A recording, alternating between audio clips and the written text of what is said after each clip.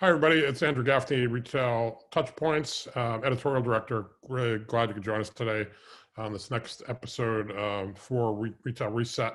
I'm joined today by Rich Minns. Rich is the Director of Digital Customer Experience Sector Lead at Capgemini.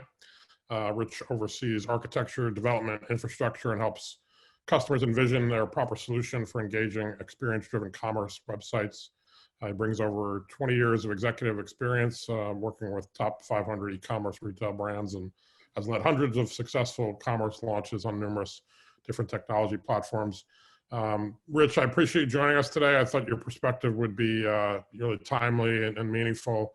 I'm sure you're having a lot of discussions about what retail is going to look like when it reopens, and really glad to get your perspective today. Yeah, thank you. I'm definitely glad to be here. So I wanted to start out. We're all, hunkered down. We were talking just prior to starting the call. I'm in Jersey. You're outside of New York. Most people are working, staying at home, and that's led to a pretty big spike in web traffic, which is one of sort of the ripple effects. What is that impact or effect has that had for retail brands you've talked to? Has there been some opportunities in that, and any perspective you could share on what that's meant in terms of strategies or messaging? Yeah, so we've seen several categories actually take place over the last few weeks. Retail brands that have been well versed and matured throughout the e-commerce space, and it really hasn't changed much for them. They've increased, yes, web traffic, and they've been able to handle the traffic, but at the same fashion, they have to try to supplement what's gone on in maybe their brick and mortar stores, right? But we've seen others get caught, from out of nowhere. And so I think those are the ones we're really helping and we're talking to. And those are where maybe they weren't using digital marketing correctly, or they weren't actually, bringing their loyalty programs online, or they weren't, or maybe their content wasn't as sharp as possible, and they're not getting it out on SEO and SEM. So there's really three groups of retailers and organizations that have really struggled there. And then, I think the others is there's a few that are maturing through the space. We see grocers is one of them that has honestly exploded in volume, right? And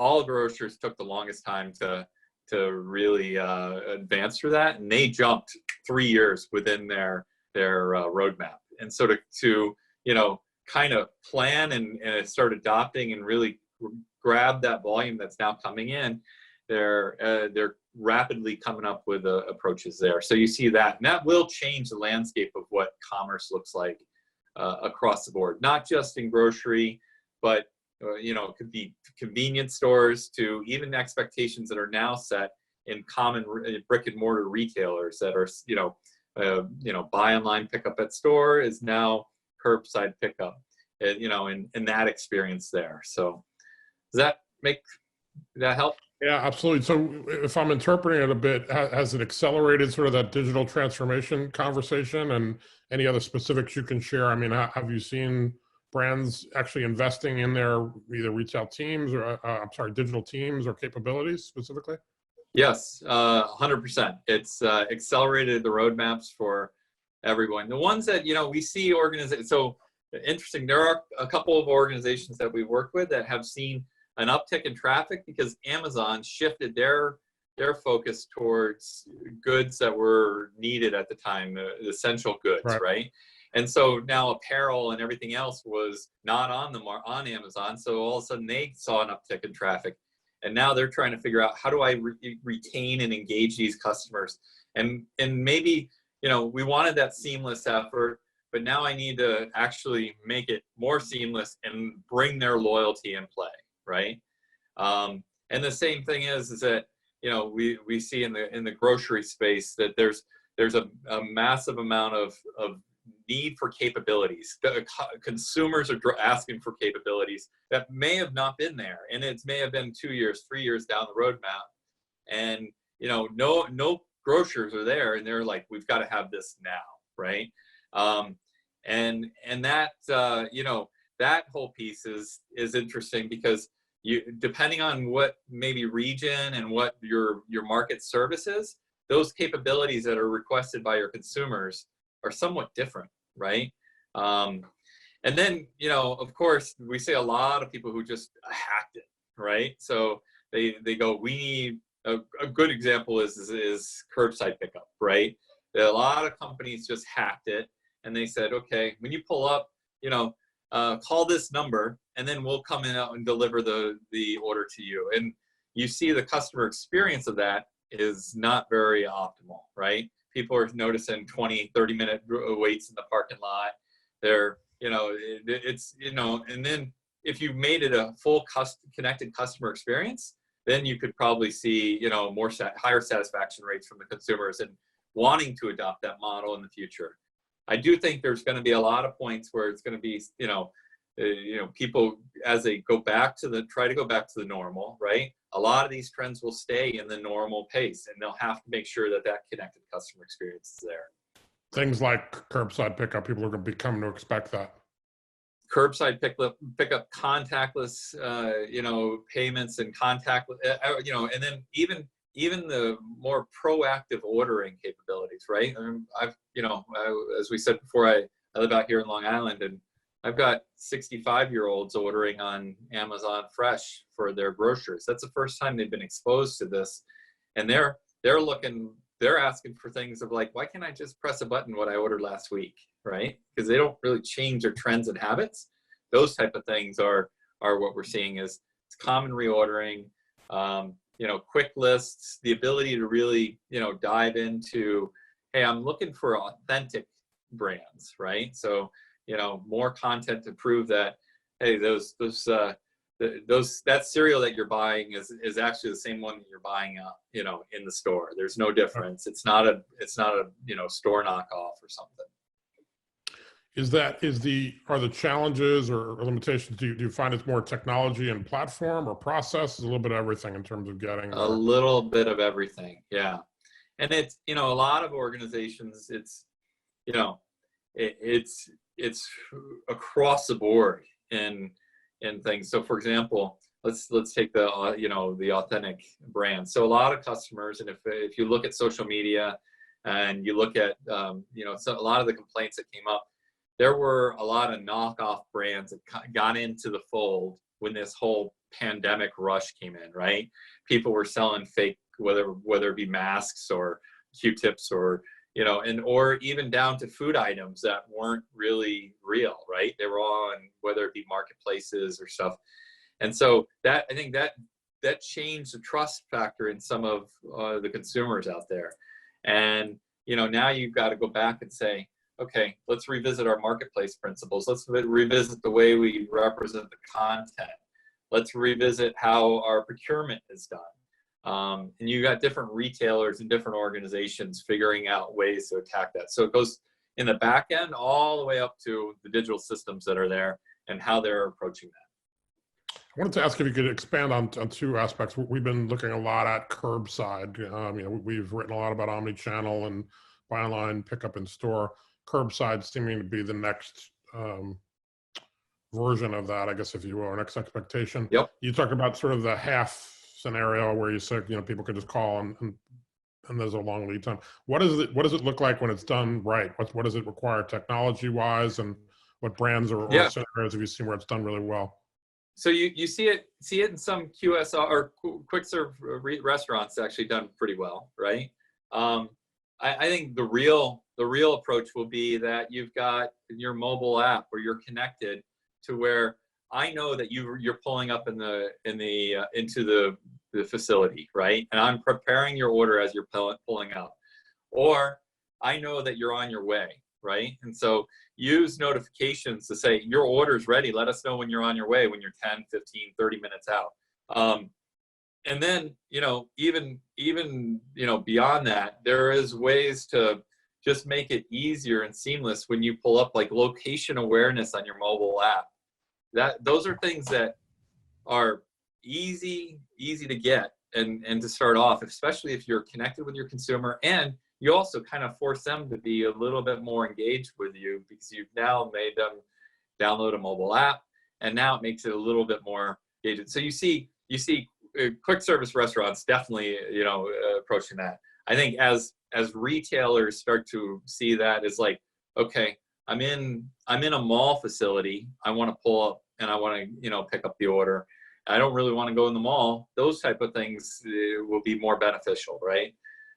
There are challenges, and we talked to a couple that, it's like, what if they're here not for my store and they want it later, but that experience could be very fluid and very easy to do with the right mobile app and right experience on the app. So yeah, that's what good looks like.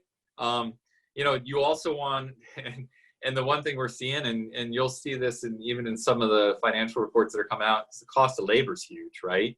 It's impacting people. Now you have to have somebody go out.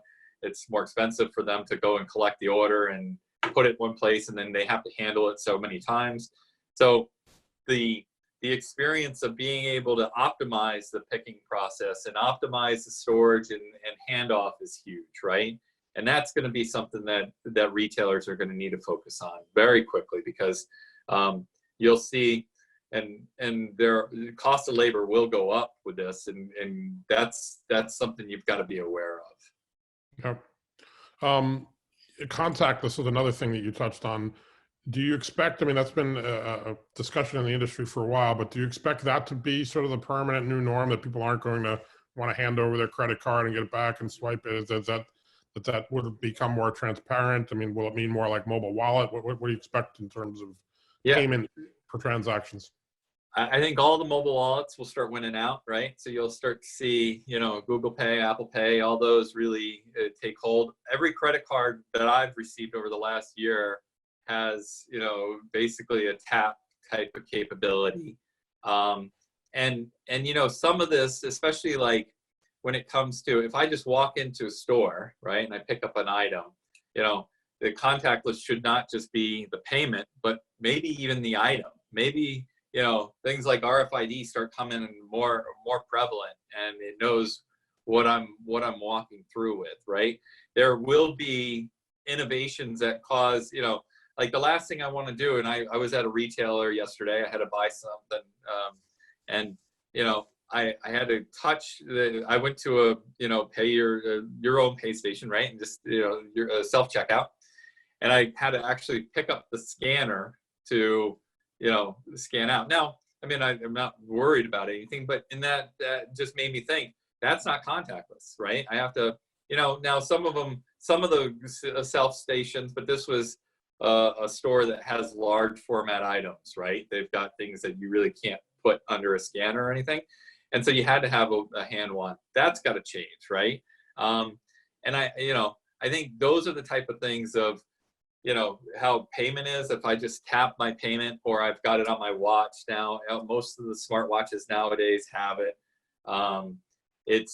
You will see that take off. Now, I think people, again, that's going to be really generational. You'll have some generational things, like not everybody's going to have a most recent phone that supports like Apple Pay, but the cards, and even a couple weeks ago, somebody was like, "Oh, what did you do there?" And they tapped on the top of the card payment station, and like, "Oh, that's basically your contactless payment there," and explained it. They didn't even realize they had it on their card. So there's some education there that happens, I think, that people will realize. You touched on it a bit, but I wanted to ask you to expand. So for a traditional brick and mortar retailer that hasn't had to e-commerce, sometimes out of necessity, they've had to become more e-commerce centric here.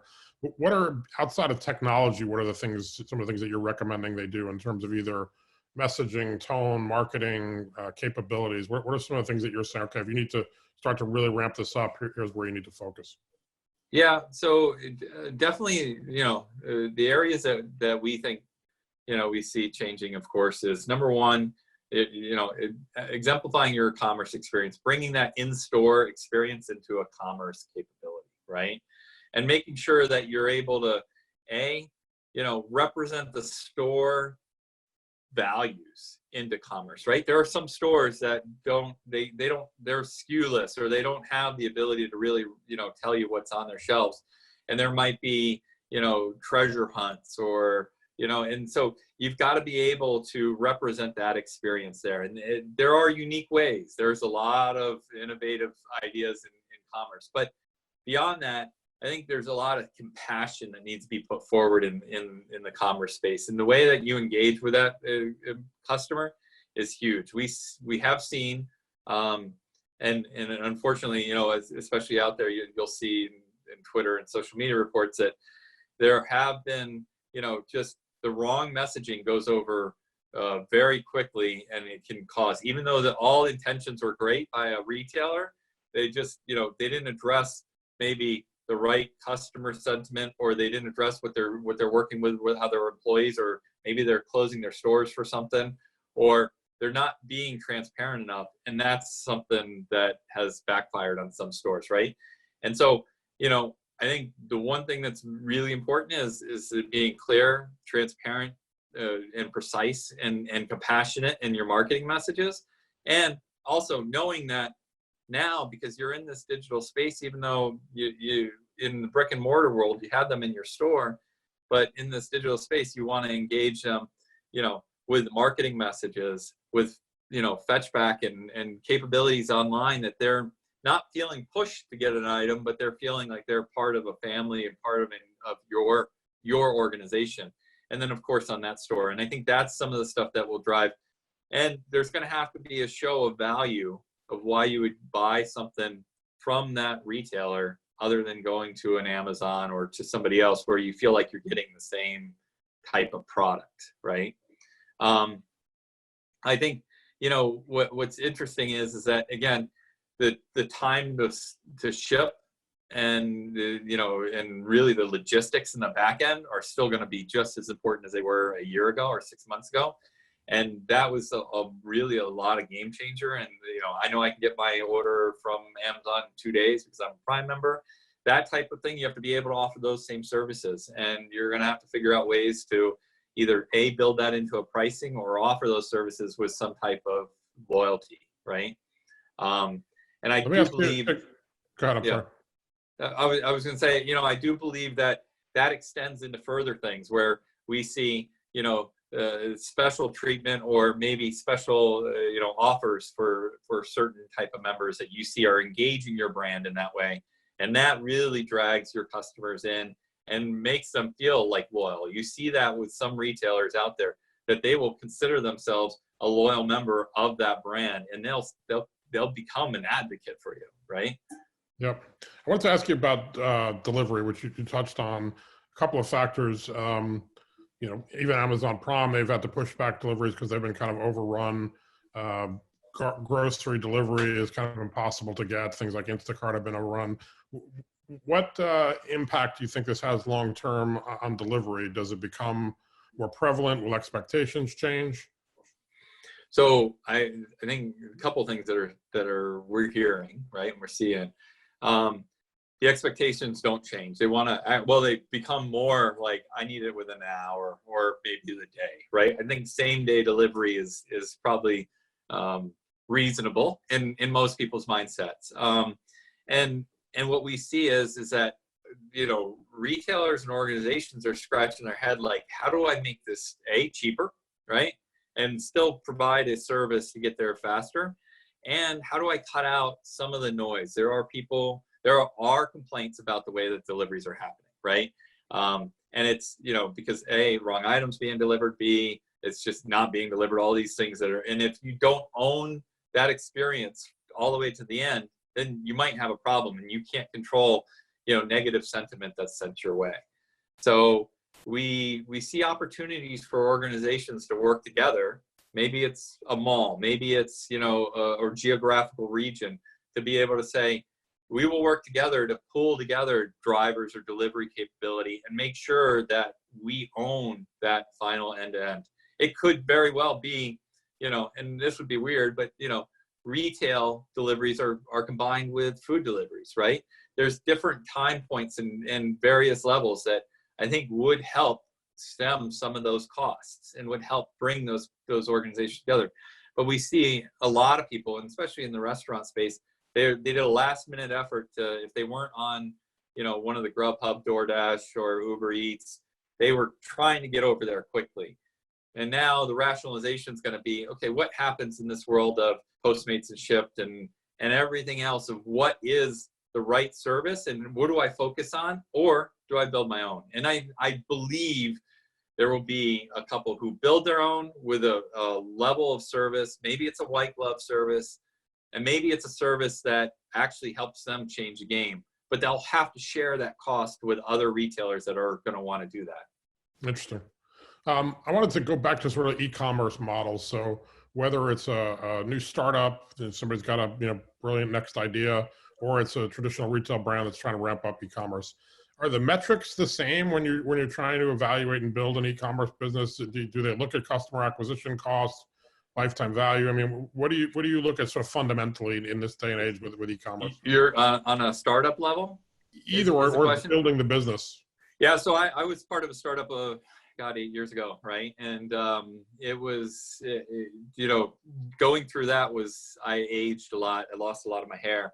But the metrics are different for the startup, right? But I think there's so many new innovative ideas that I was seeing 7 months ago. I would hate to see them suffer through this time frame, right? Because I think those are the innovative ideas that will bring up the next solutions into the retailers, right? Innovative in terms of models, or in terms of models of and I think we see, like, I was part of flash sale model, right? And so in the flash sales, there were ideas in ways that really start to make sense nowadays, even though it was you couldn't sustain it with the costs and everything that were out there.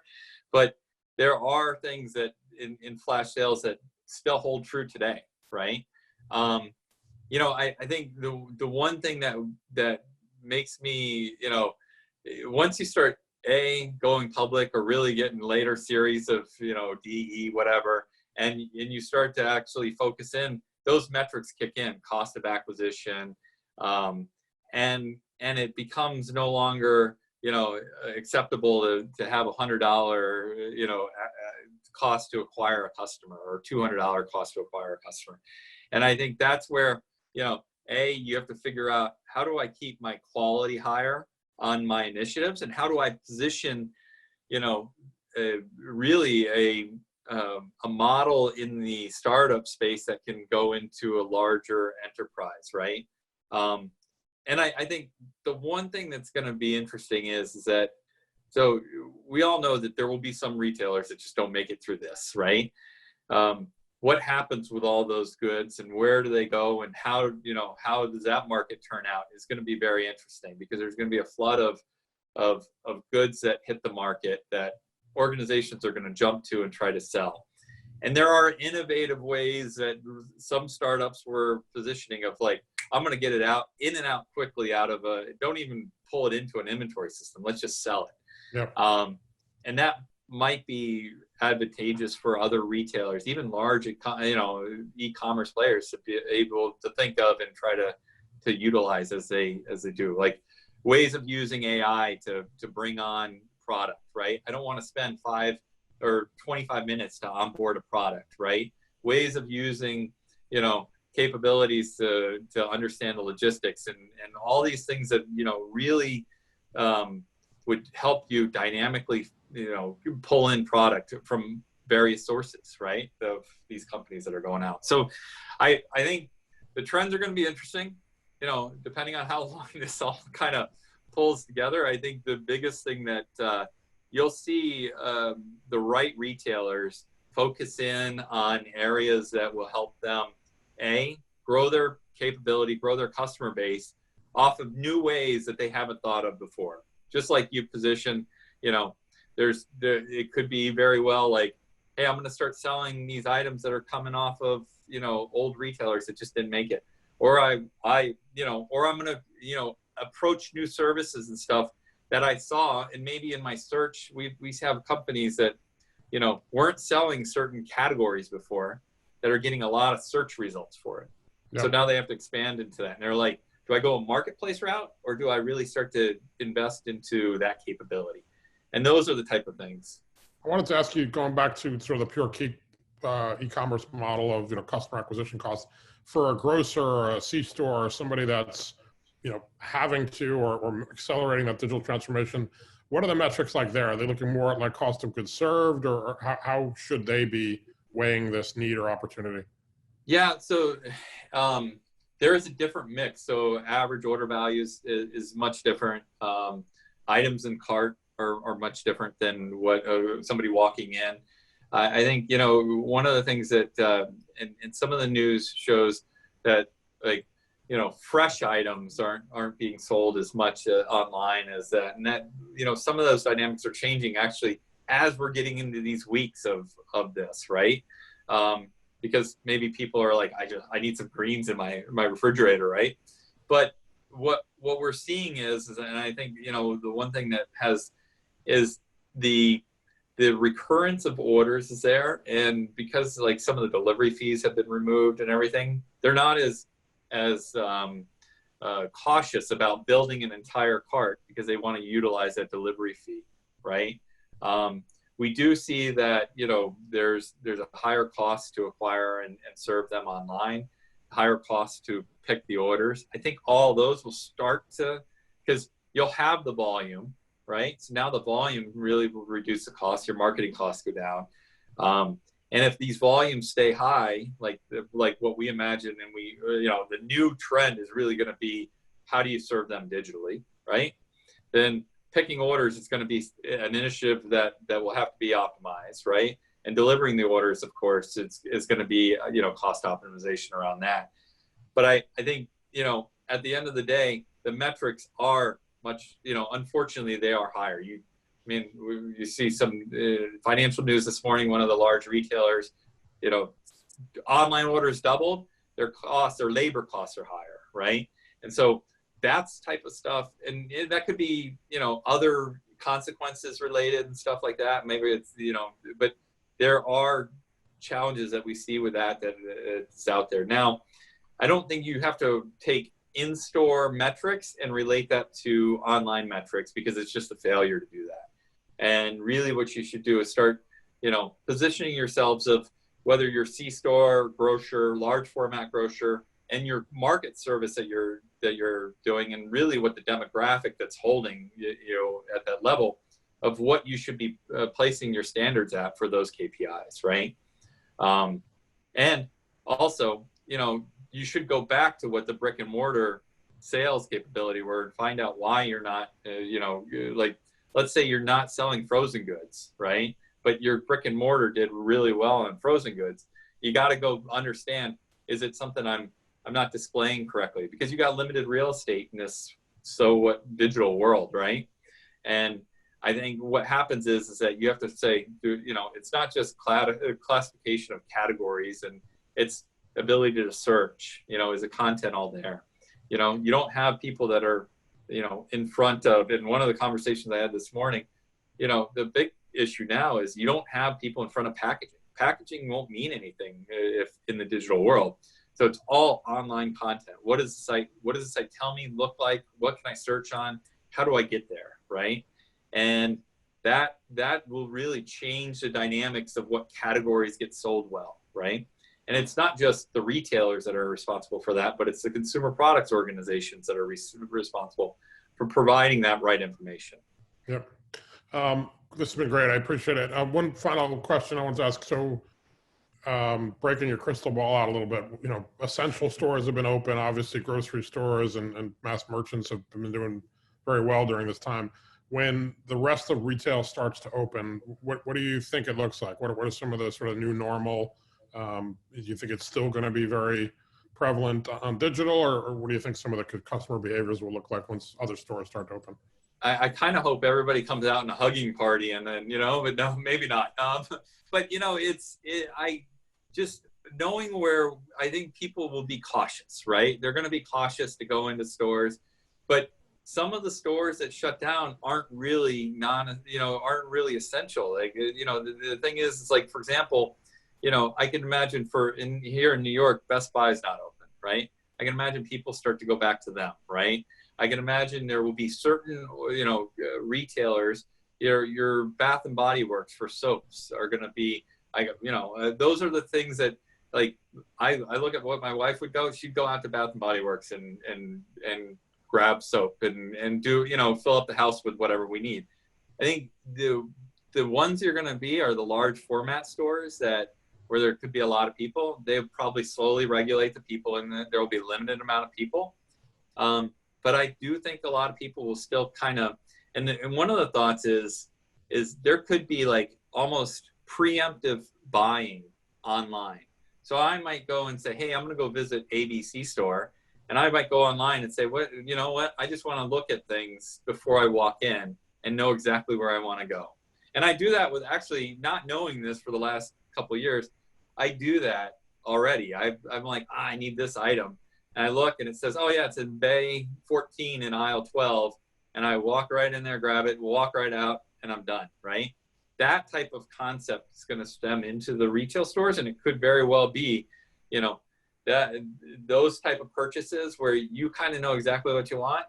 If you really need it at that moment, I'll go, and if I have to wait in line 10 minutes, it might frustrate me and push me more back to the digital channel. For the first time this morning, I'll tell you, I ordered alcohol online, right? And so, and in that usually you just go to a wine store and buy stuff, right? But we drove by the other day and there was about 50 people in line waiting to get into the store, right? It's amazing. And all we wanted was a couple bottles of wine, right? But so I did it online, and all you do is, place an order, and a couple hours later they tell you your order's ready, and you drive up, call them, and they bring it out. That type of experience, I think, will continue to really grow, and people will be more like, I kind of know what I need, and I'm just, I don't want to have to go through and find it. Yep. And I think that's really what's coming through. So crystal ball, I'll tell you, people, you hear that people will be slow, like let's say Georgia and South Carolina and North Carolina lift the restrictions. It'll be people's decisions to really come out, right? And they still may be using online methods to do that. I think the real indication is going to be when the summer comes around, and when people start to really kind of come out of the hole that we've built in these homes, right? And really want to start buying things and present, and looking at it. And it'll be interesting to see the buying trends that come there. All right, this has been great, Rich. I really appreciate you making time and sharing your insights with us. Thank you. It was good being on. All right, stay safe. We'll talk to you soon. Yep, you too. We'll talk later. Thank you. Bye.